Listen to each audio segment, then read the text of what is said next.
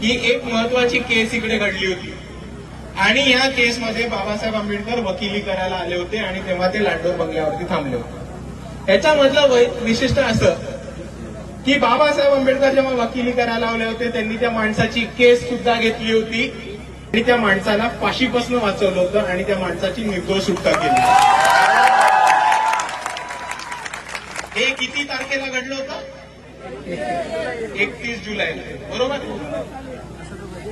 आता आपण ह्याचा संदर्भ फक्त आजपर्यंत घडणाऱ्या गोष्टींची जरा लावूया आणि आपल्याला कळेल समाजाचे काय झालं। एका निर्दोष माणसाला, निरपराधी माणसाला फाशीची शिक्षा होणार होती आणि त्या माणसाला फाशीपासून वाचवलं बाबासाहेब आंबेडकरांनी। म्हणजे व्यवस्थेपासून एका निर्दोष माणसाला वाचवलं तर ते डॉक्टर बाबासाहेब आंबेडकर। आणि कालच्या दिवशी 30 जुलैला सर्वोच्च न्यायालयामध्ये बाळासाहेब आंबेडकरांनी सोमनाथ सूर्यवंशीच्या केसमध्ये एक महत्वाचा टप्पा पार करून सोमनाथ सूर्यवंशींना न्याय मिळवून द्यायचा एक मोठा टप्पा पूर्ण केला।